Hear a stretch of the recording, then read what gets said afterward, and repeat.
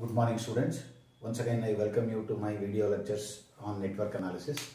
So today I am starting a new topic, that is mesh analysis. So mesh analysis, knowledge of mesh analysis is very essential for students. Mesh analysis as well as nodal analysis. So in detail, we shall go through this mesh analysis. So before I take up mesh analysis, I will define what is mesh. A mesh is a loop. Loop means closed path. That's all. A mesh is a loop that do not contain any other loops within it. It is going to be called mesh. For example, A, B, C, D, A is a mesh. A, B, C, D, A is a mesh. Because inside this there is no other closed path. Similarly, B, E, F, C, B. B, E, F, C, B. One more example. One more mesh example. E, G, H, F, E is also a mesh. So these do not contain any other meshes, closed loops within it. They are going to be called as mesh. A, B, E, F, C, D, A. A, B, E, F, C, D, A is not a mesh. Is not a mesh. The reason is, if you take A, B, E, F, C, D, A, within this there is one more loop inside. A, B, C, D, A. A, B, C, D, A is a closed path, which is the inside part of A, B, E, F, C, D, A. Hence, it cannot be called mesh. Therefore, I hope you have understood the definition of mesh. Now, on solving problems on mesh analysis, first you must have a close look at the network. For example, if this is the network given, so you should come to a conclusion in the beginning itself how many meshes exist. In the examination, you can expect a maximum of 3 meshes, not more than 3, because you are familiar with matrix solving of 3 by 3. Therefore, maximum number of meshes given is 3. Now here there are 3 meshes. There are 3 meshes. These are called meshes. 1, 2, 3. So this network or circuit, you call it a circuit, is having 3 meshes. Now suppose if you have any doubt with regard to meshes, you can apply this formula from what is known as network topology. We call it as network topology. From network topology, I will make use of a formula for finding the number of meshes. That formula is number of meshes for a given network is given by B minus n minus 1. B minus n minus 1. What is B? B means branches. Number of branches. Number of branches. N means number of principal nodes. Number of principal nodes. So in my earlier lectures, I have differentiated principal node from ordinary node. Principal node means 3 or more elements are connected. Branches. For example, for this circuit, you can apply this formula. B minus n minus 1. Now this formula holds good only for planar networks. Next, I will explain what is a planar network and what is a non-planar network. Planar network. I will come to the definition of planar network immediately after this. Now first let us apply this formula for this network. How many branches here? This is branch number 1, 2, 3, 4, 5. There are 5 branches. So B equals 5. B equals 5. Next, number of principal nodes 1, 2, 3.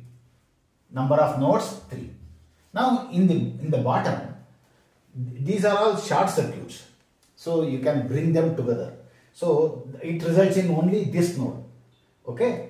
Now you apply the formula. Therefore, number of meshes equal to 5 minus 3 minus 1. That is 3. So, this formula is very helpful for you whenever you have confusion. Number of meshes equal to B minus N minus 1.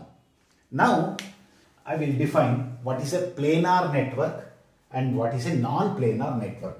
So, this concept is from network topology. Once again, network topology is a topic in network analysis, and you are not going into the details of network topology. In our early schemes, and last century, when we were studying B, we had this network topology. But at present, students don't study network topology in detail. Now, from network topology, you must know what is called as planar network, non-planar network. Planar network. This mesh analysis applies only for planar network. It fails for non-planar network. So, it is very essential for a student to understand planar network and non-planar network. Now, coming to the definition of planar network and planar network, on the board, I have shown 3 networks. Network number 1, network number 2, network number 3. The first 2 are examples for planar network, whereas third one is the example for non-planar network. Now, looking into this network, a planar network is one with no crossover. Crossover means one wire passing over other. That is called as crossover. For example, here there is no crossover. Here in this there is a crossover. Apparently it looks there is a crossover, but this resistor is connected between this node and this node. Instead of showing like this, you can also show it like this without any change. Okay, you can also show it like this.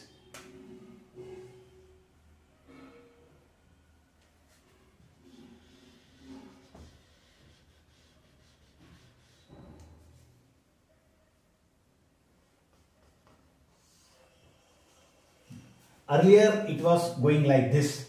Now you can also write like this. Are you finding any crossover? Crossover means one wire passing over the other. So there is no crossover. Hence, this is a planar network. This is also a planar network. Now coming to this network, you try any number of times, you can't avoid this crossover. This is called as crossover. Crossover.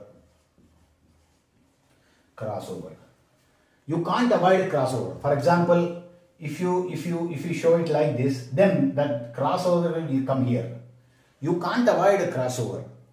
If you can't avoid a crossover, then it is said to be a non-planar network and mesh analysis fails.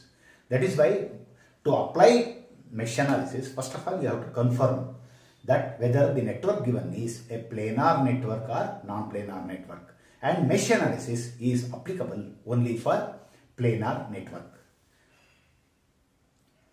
Now to illustrate mesh analysis, for the sake of students, I will classify the types. Okay, this is for better understanding. You can come across 5 types of problems. Number 1, the first 4 are DC networks. The last one is AC network. Network with voltage sources and resistors. Wherever I write voltage sources, it is understood that it is independent sources, independent voltage sources and resistors, because I am considering DC network, that is why I am considering resistors. If it is AC circuits along with resistor, I must also take up inductors and capacitors. But I have not shown AC networks. At the end I have taken first one, network with voltage sources, that is independent voltage sources and resistors. This is type 1. Type 2, voltage sources, resistors, then along with these two, once again current sources. Once again current source means independent current source. Current sources on the perimeter of the network. You know from the previous example of mesh, you must be knowing what is a current source on the perimeter of the network or on the middle of the network. For example, if I write like this,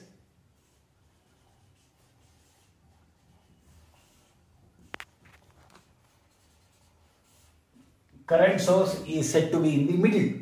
Current source is said to be in the middle. The second one, along with the resistors, voltage sources, current sources on the perimeter of the network.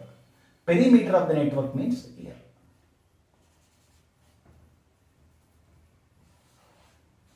This is an example for a network having current source on the perimeter of the network. This is type 2. Type 2. Third one is what is known as voltage sources, resistors, current sources, that is independent voltage sources, independent current sources, and the current source in the middle of the network. Whenever current source occurs in the middle of the network, you must apply what is known as super mesh method. So super mesh method comes into picture only in the case of current sources in the middle of the network. That is third type. Fourth type, voltage sources, that is understood, independent voltage sources, resistors, then current sources, independent current sources. Then along with these three, you can also come across dependent sources. As you know that there are 4 types of dependent sources. So dependent sources also comes into picture. This is type 4. So first 4 types are DC networks, example, DC network. Now the last one is AC network. This mesh analysis is equally applicable to AC circuits also. In AC circuits, we come across resistors, inductors, capacitors. So this is 5th one. So in mesh analysis, students have to concentrate on 5 types of problems on mesh analysis, and in the next class, under each type, I will solve problems, and in the tutorial also I will include more and more problems. Thank you.